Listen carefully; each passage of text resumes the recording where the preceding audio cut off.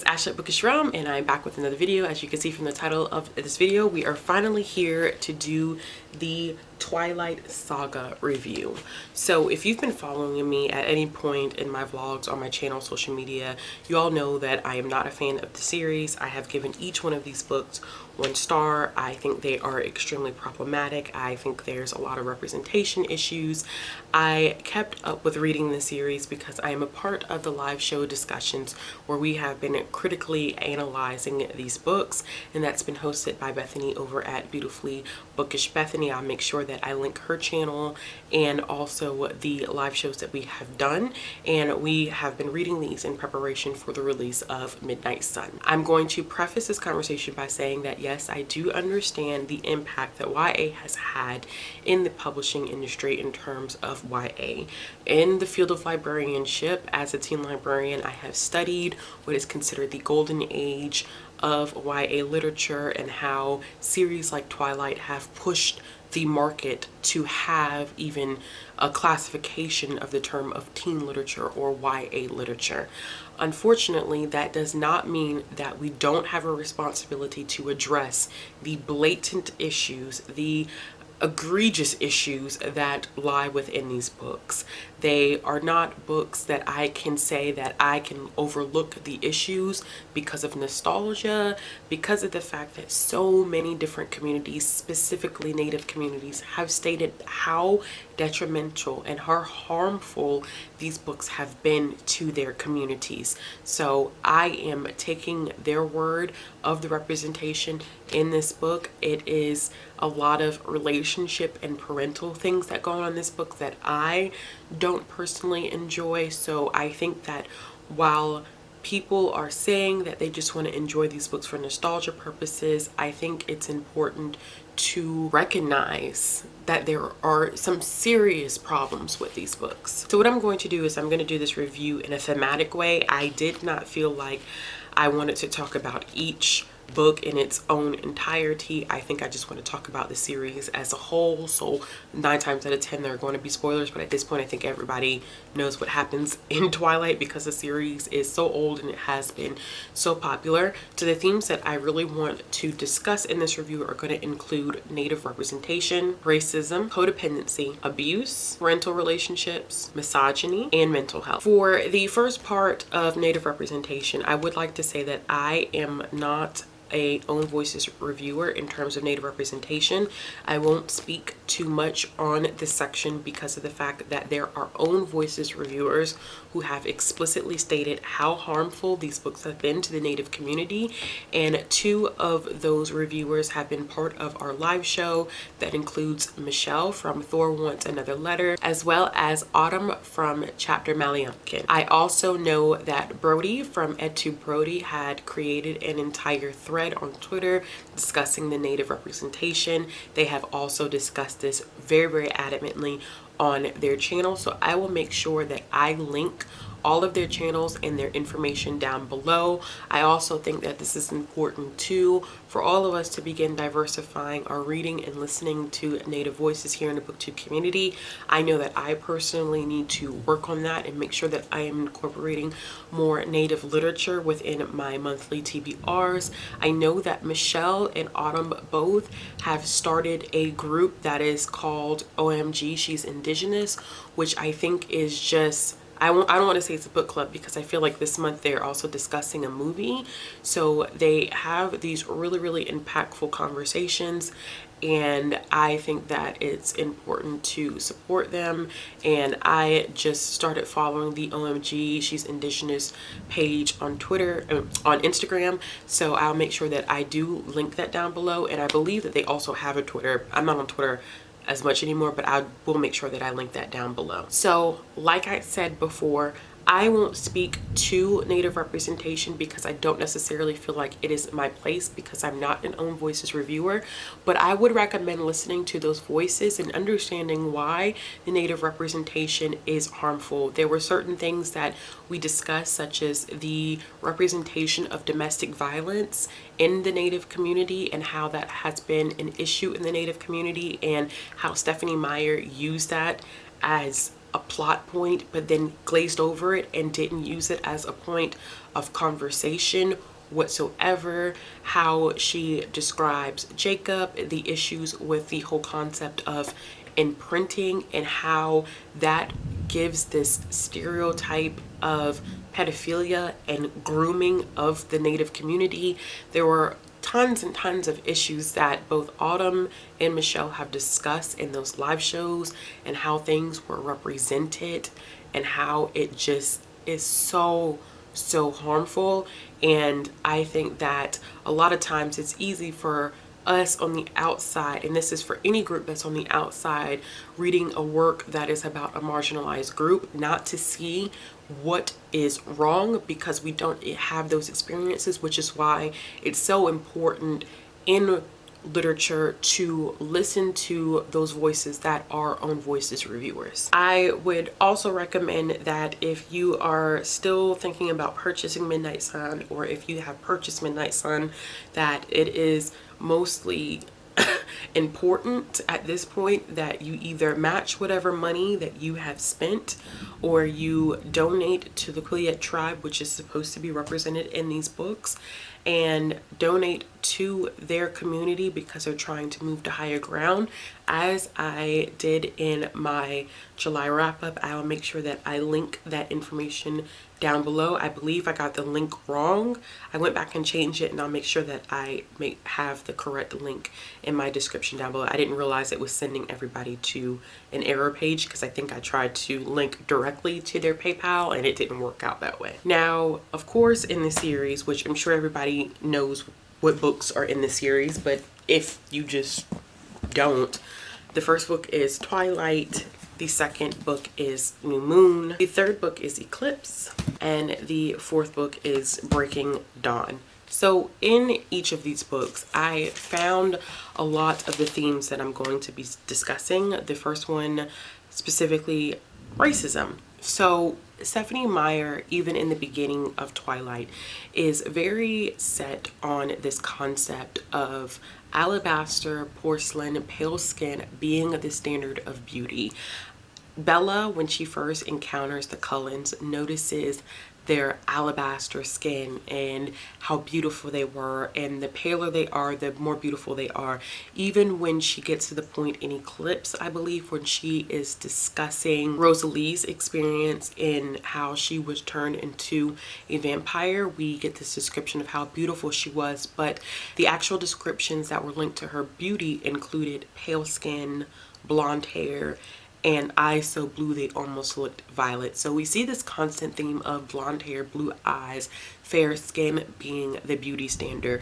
There were a couple of times in which individuals who were people of color were always described as in spite of. So there was one scene when Jasper was describing his experience in being in the Confederate Army, which is a problem in itself, because I feel like his experience in the Confederate Army was very much so romanticized without giving much understanding of what the Confederate Army was fighting for, which is a whole nother discussion that I probably won't get into in here. But the fact that that aspect of his life story was glamorized and romanticized is an issue.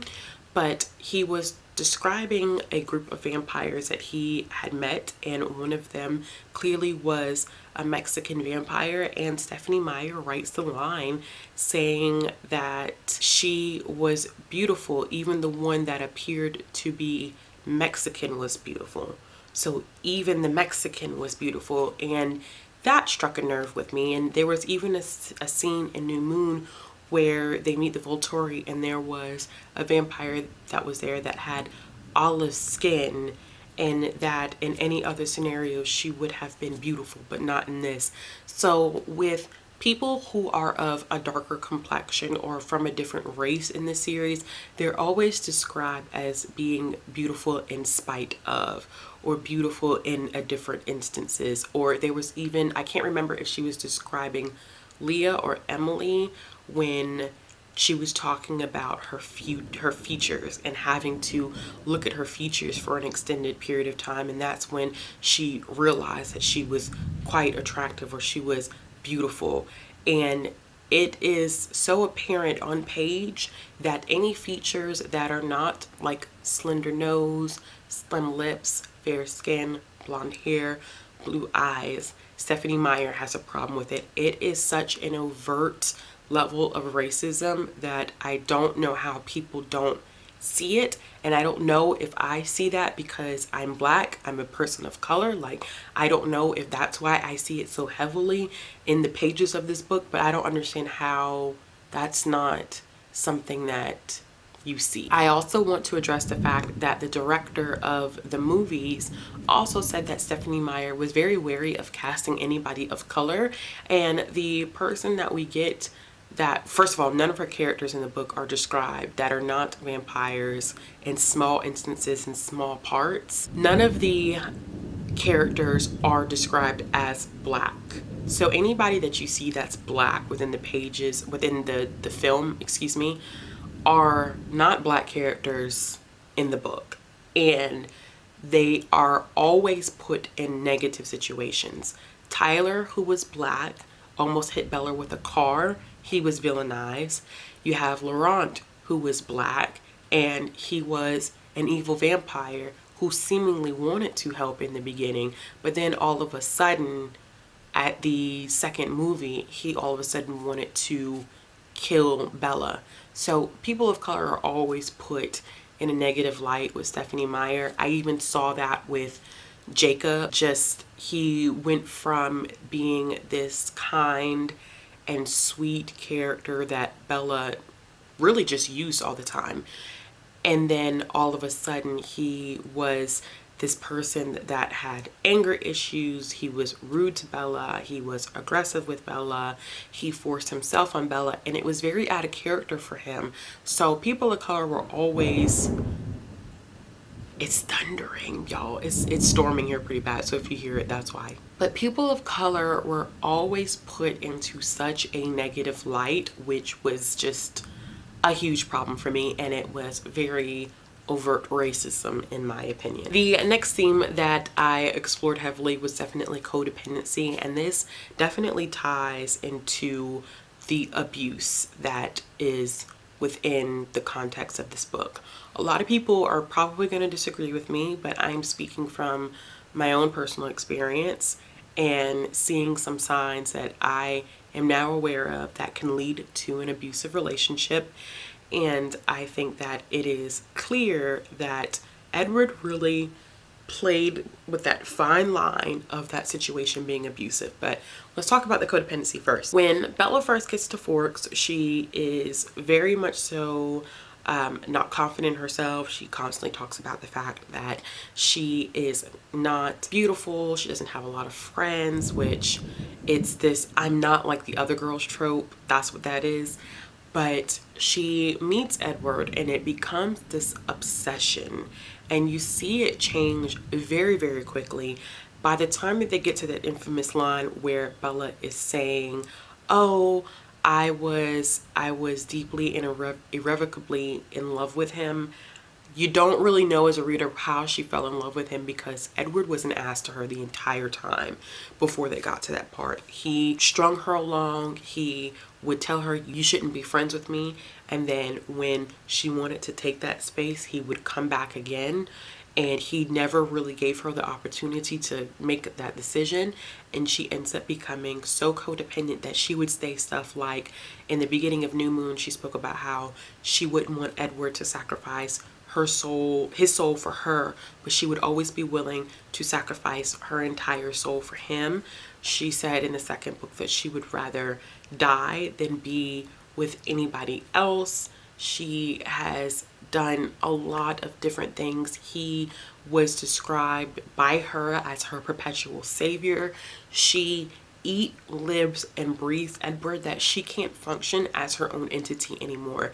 And that's why she took such a deep dive in the second book, from being so high on Edward and so obsessed with maintaining and living this life with him, and basically wanting to change herself to be with a man, which to me is just, you shouldn't want to change yourself to be with anybody. A person should accept you the way that you are. If you have character flaws that you need to improve upon, yes, so what? Everybody does. Everybody has room to grow.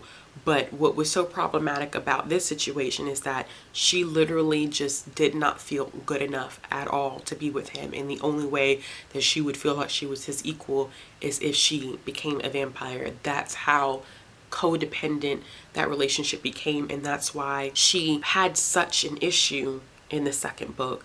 And what's also interesting is that codependency doesn't just stop with Edward. She becomes codependent on Jacob too, where when Edward is absent, she says stuff like, I needed my fix. Jacob was my fix. And that's that dependent. She's so dependent upon everyone. And she's just so incapable of being by herself. And I think that this creates a good atmosphere for an abusive relationship. So I think sometimes we forget that abuse does not have to be physical. There is a scene in the first book where Edward does put his hands on Bella, which I don't know why that's always glazed over either, but he like drags her and throws her in his car and I guess puts the seatbelt on her. In no shape or form should he have ever put his hands on her in such an aggressive manner, especially when she did not want to be touched in that way. And she made it apparent that she didn't want to be touched in that way. And I saw that was a red flag for me. But Edward's behavior of constantly having to be around her, from the first instance in the book where she went out shopping and he followed her and was basically stalking her, from the time that her parents noticed that she literally can't do anything without Jacob being present, from the first book where Jacob has a temper and every time that he loses his temper, he would say stuff, oh, like, I'm sorry, I just get so angry. But then like he wasn't doing anything to change it. It became cyclical where he would apologize and grovel, she would forgive him, and then he would do it all over again. And every time he got angry, it was almost like he was belittling her and making her feel less than. And it really broke her down to the point that she felt like she was nothing without him. And the fact that a lot of these characteristics are romanticized and that they are looked at as being okay is not good. I'm not saying that these things shouldn't be represented in literature, because it is true to life. A lot of us have experienced relationships where we've been codependent. I've experienced a lot of situations where codependency has been an issue, or there's been that fine line of like, are we walking in an abusive relationship, or are we like, we're towing that line? And I think what these books don't do is they don't open up a gateway to explain why these situations are not okay, and that they do happen to the best of us. It does happen. It's not something that people actively go and they seek and they want to be in these relationships that are not good, but there are ways to have conversations about this. And although there's nothing ever like explicitly stated in this book, sometimes I feel like people can be I don't want to say groomed by books, because that's not the right word, but I feel like there are a lot of impressions that books can make on people, especially younger people who may be picking up a book as a way to learn more about life. Even though it is fiction, I get that it's fiction, but it can still make an impression. For a lot of us, Twilight was our first exposure to romance, and this is not healthy at all. This is not a healthy relationship. We shouldn't romanticize a stalker, someone wanting to follow you and constantly have you in their sight because they want to be watching you all the time. It's just not healthy. I feel like there really was a very, very severe line, like in New Moon, where Edward decided that after Jasper attempted to attack Bella, which I feel like Edward should be faulted for that, because he knew the risk that he was putting her at. He always constantly said, this is such a huge risk. This is a risk for me. This is a risk for my family. So when she cut herself, she got a paper cut, and Jasper attacked, Edward all of a sudden was like, I can't believe I did this. And it was like, well, you've been with her for like the greater part of probably like 6 months now, if not longer. And you knew what she was getting into. You've been a vampire for how many decades? you knew that this was a possibility, especially because Jasper's always the one that has been described as being on edge. He's the one who always seems to have these issues with maintaining because he's the newest at the transitioning of their diet from humans to animals. So why Edward was acting so surprised and butthurt about the fact that they ended up in that situation never made sense to me. And then he goes and he leaves her, which sends her into this spiral of depression. And then he comes back and says, I had no idea the mess that I was leaving behind. How could you not know? And a lot of people, I think, look at the series and they're like, oh, it's two teens. Edward's not a teenager, okay? Edward is stuck in a teenager's body. Edward is a grown man. Edward is daggone near 110 years old. There's no excuse for him because while he may look young, he's not young. He's an old man.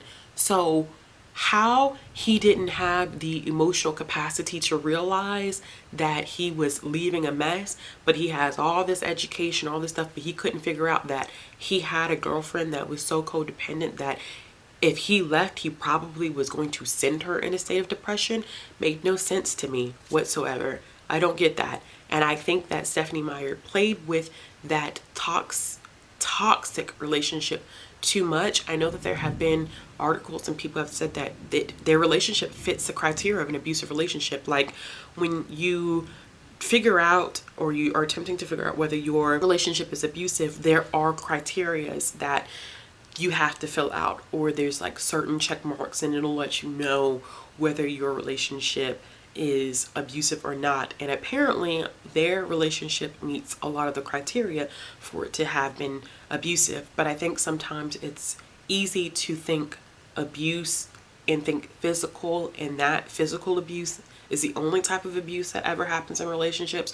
And we often forget that abuse can be mental, emotional, financial. Like there's a whole laundry list where you don't have to outwardly see it for it to be occurring. The next thing that I want to talk about is the parental relationships. So in the beginning of the series, I thought there was great potential for this relationship to be, I guess, developed between Charlie and Bella, because I know that they had such a hard time initially because her parents had split and she spent most of the time with her mother. And Bella and her mother, their relationship dynamic is strange, but I'll get to that. So I thought that this would be great potential for Bella and Charlie to really get to know each other, and Charlie would really be the parent figure that she needed. But I was so wrong. And the reason why I say was so wrong because there were a few instances in which I feel like Charlie should have interceded as a parent, granted cautiously, because dealing with a teenager as a parent is a very tricky issue as far as like trying to respect their boundaries, trying to give them their space, but also protecting them from things that are not healthy and not safe for them. And Charlie was aware of a couple of situations, and he verbally states it on page that he was aware, and he doesn't do anything about it. So Charlie notices that there's a weird dynamic between Bella and Edward. He feels like Bella spends too much time with Edward. She's neglected time with her friends. She doesn't really talk to her family. And that kind of goes back to that abuse, that isolation, to where he creates scenarios where Bella is solely dependent upon him. He takes her into situations where she can't rely on her family and friends. She can't call family members and friends. Everything about her life is a secret. She can't be honest with those who are her loved ones because Edward has brought her into this world in the situation where she becomes so dependent upon him. And Charlie starts to notice that. He notices that she's giving up her friendships because she's spending so much time with Edward and his family, and it becomes one of those situations where he's forcing her to spend time with other people besides Edward. And I think as a parent, it's kind of hard because you try to find that line and that balance, but after seeing what Bella went through in New Moon, like the level of depression and the low that she hits, it for me was like, I felt like I would have needed to intercede as a parent. Because watching your child go through something of that nature and not having those honest conversations and not saying like, this is not a good person, like he's not doing what he needs to be doing by you. It's really hard, and I think, you know, I could understand it as a parent, like being fearful of losing your child, but would you risk the safety and mental well-being of your child because you're fearful of how they're going to react? And that is a very tricky line that I don't think Stephenie Meyer crafted very well. I feel like she just put them in situations that they just didn't need to be in. I also had a huge problem with the fact that Charlie knew that Jacob forced himself on Bella, which was wrong and was completely just out of character. I hate that Charlie knew that Jacob forced himself on her and that she broke her wrist or fractured her wrist or whatever, fractured her hand trying to hit him. And Charlie thought it was funny because he liked Jacob more than he liked Edward, and he wanted Bella to choose Jacob. That to me is like no excuse. That's not funny. You're not only her father, you're a police officer, and that is sexual assault. She didn't ask to be kissed. He forced himself on her, and then she got injured as a result of trying to defend herself. And when you come home and you find out that Bella has hurt herself because she tried to harm someone because they kissed her without her permission, the first thing you do is laugh. You laugh. And then you have no problem with Edward showing up to your house because this is going to be a scuffle between these two boys. That's not okay. That's not a situation to laugh about. If anybody came and told me that they forced themselves on my daughter, I'm telling you, I'm going after you with a shotgun. I have no problem doing time. I have no problem going to jail when it comes to my child. Like, and for him to laugh and then want to have a serious conversation about it after the fact didn't sit well with me. I don't think that's appropriate. I don't think this should have been used as a plot device because there are a lot of people in this world that experience things like that, which I would consider sexual assault, and it's not a joke. It's not funny.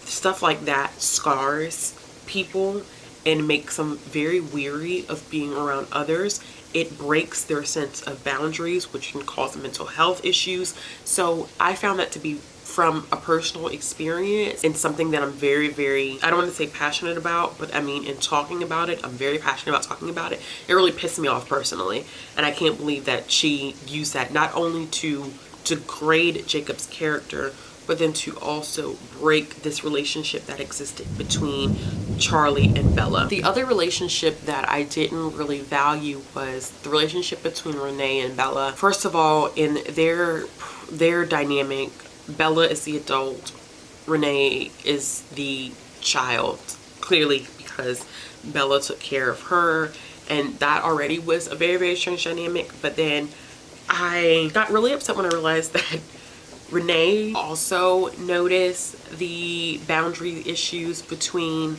Edward and Bella when they go and they visit her. She notices that there's some issues, like she's like, he's always around. Like, he never leaves.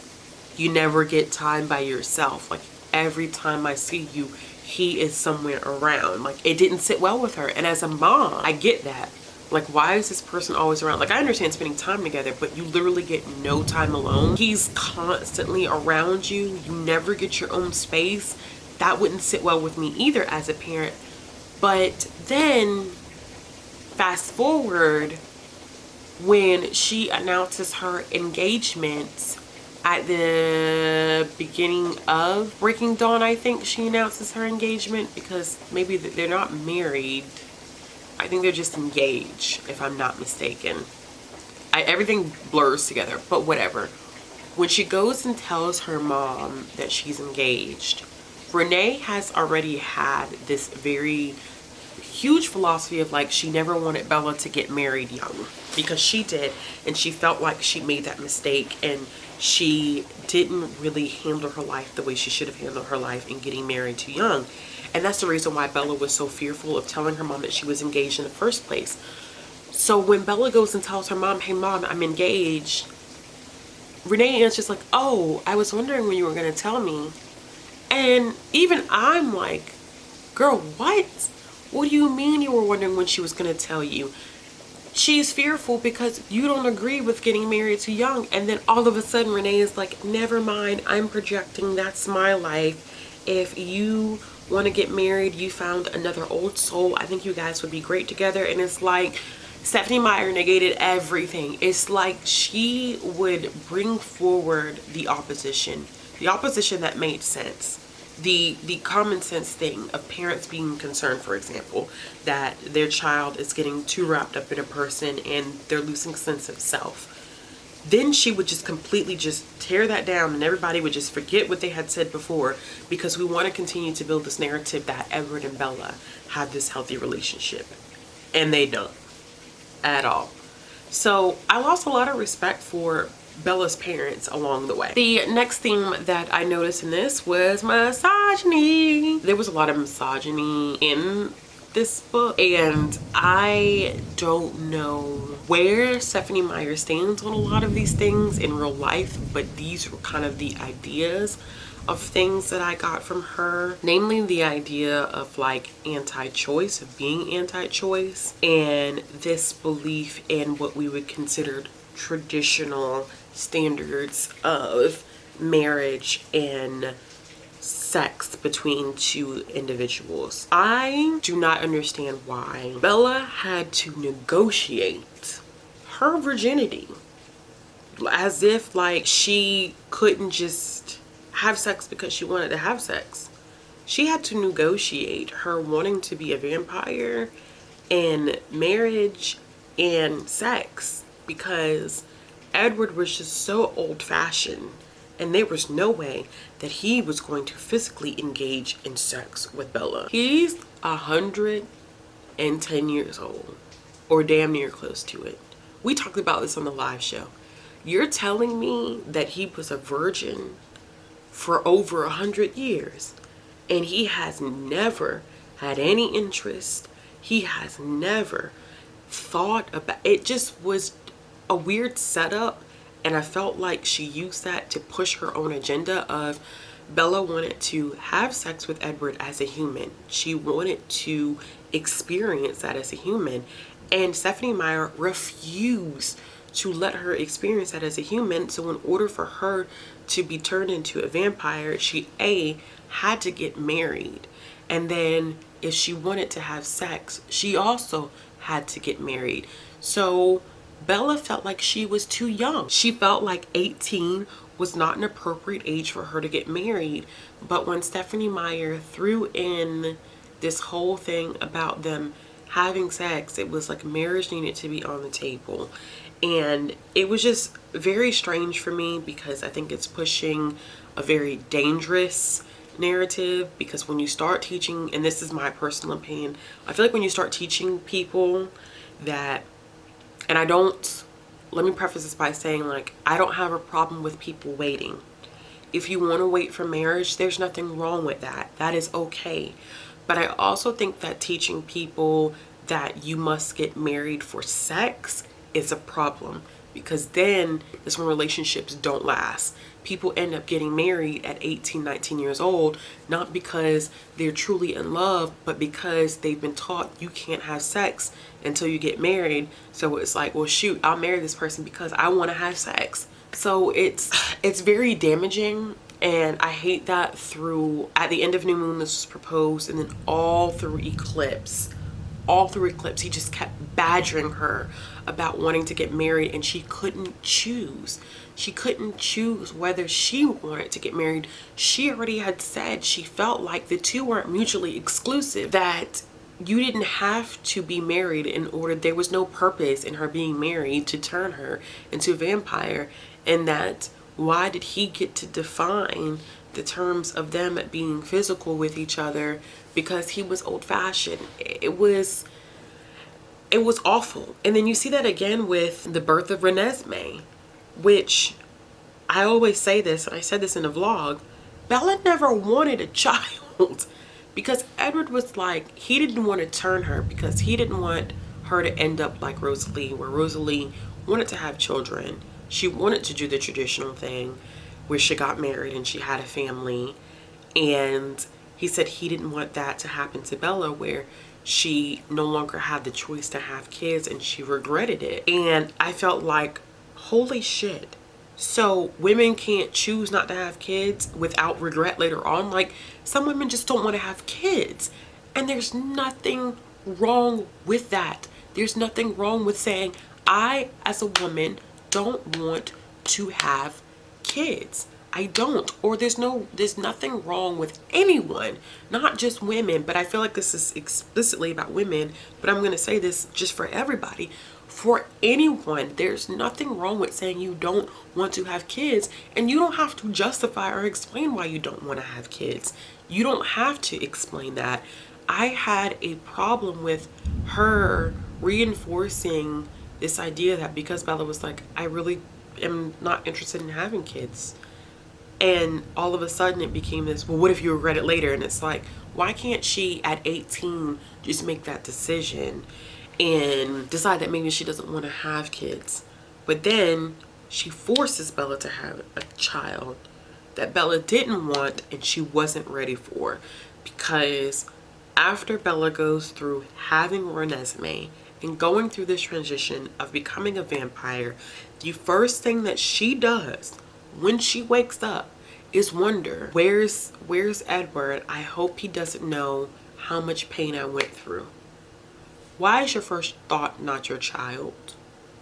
Why are you not thinking about your child first? Because after giving birth, I don't think anybody really cares about their partner. You've got so much going on with you physically and mentally, as far as like hormonal changes, the pain of delivery, sometimes for a lot of us, the trauma that comes with giving birth to a child. I had a traumatic birthing experience, and my first thought was not my parents being, I just wanted, where's my child? Is my child okay?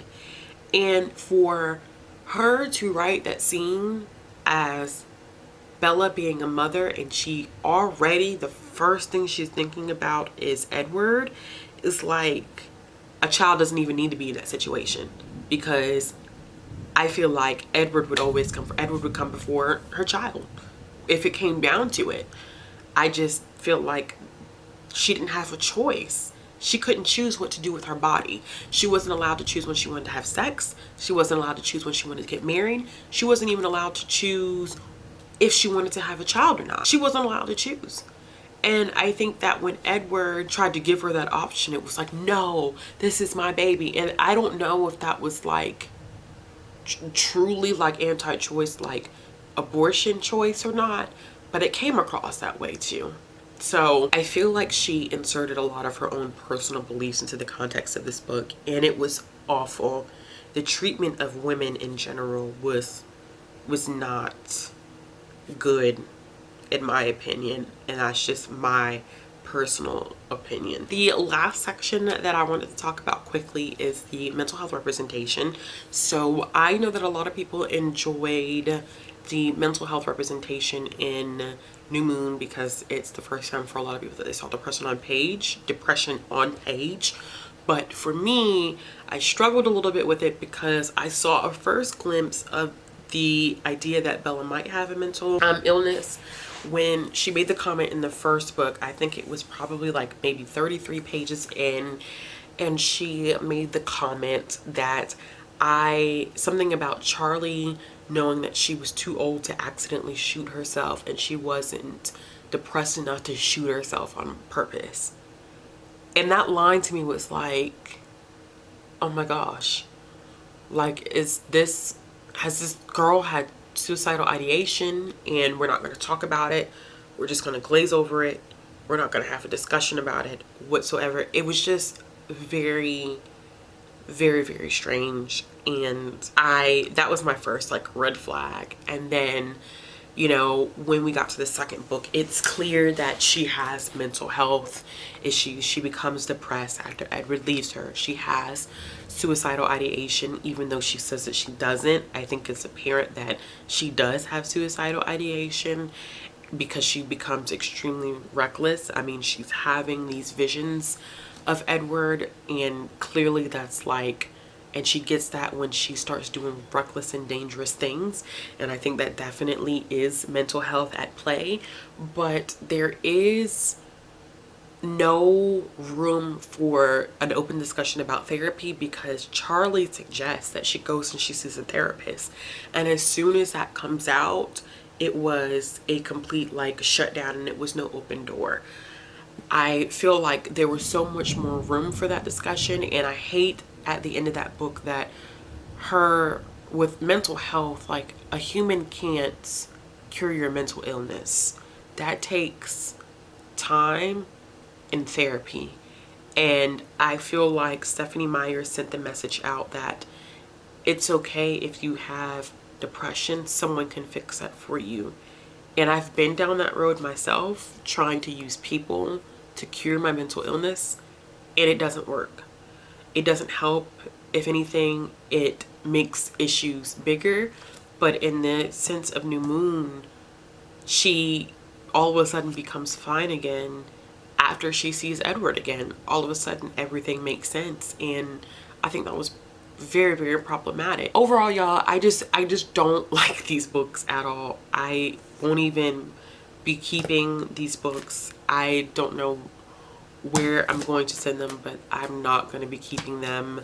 A lot of these were part of my old books that I had that were at my parents' house. I just don't want them anymore because it's not something that I'm interested in reading. I don't like Bella as a character either. I think she's very mean.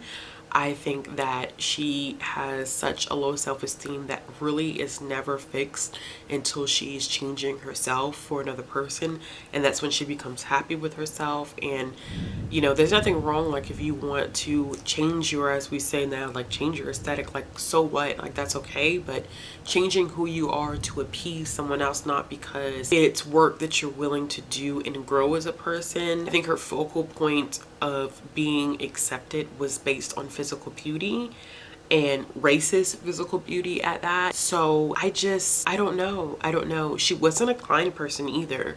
She used Jacob. She was very mean to Jacob. I just hated the way that she treated Jacob. I think she strung him along. I think that Stephenie Meyer was wrong for putting Jacob in a position to where he imprinted on Renesmee.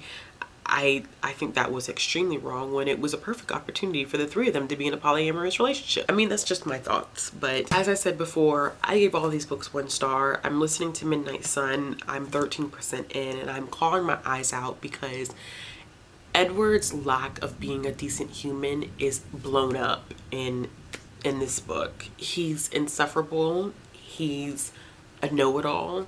He's mean, he is elitist, and he thinks so highly of himself with little to no regard of anyone else around him.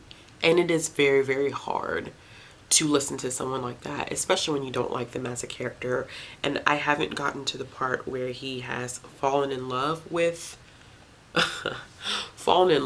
Bella, but I'm sure it's not going to be good. So if you're interested in hearing my final thoughts on Midnight Sun, because I will not be doing a separate review for that, I probably talk about it a little bit in my vlogs, and I will be talking about it on the live show on Bethany's channel, so make sure you check out her channel, and I'll be there discussing that book. And that's pretty much it, y'all. I think that, I know I haven't covered everything, but we've been going on now for over 30 minutes. So, and I'm quite tired of talking about these books, but I'm glad it's done. I'm glad it's over with, and I'm glad we can move on. Remember what I said, there are other ways to support more important books and works of art. If you are discussing Twilight in any way, whether it's positive or not, like, you must address the issues and the harmful things that have occurred. And I very, very much so implore you to make sure that you're listening to Native voices and what they're saying about Native representation in this book, because it is extremely important that you do listen to Own Voices reviewers. Alright, y'all, so if you like this video, give it a thumbs up. If you want to see more content from me, click the subscribe button. If you're looking for ways to support my channel, or if you're looking for ways to follow me on social media, they'll be down in the links below. As always, I'll be back with another video soon.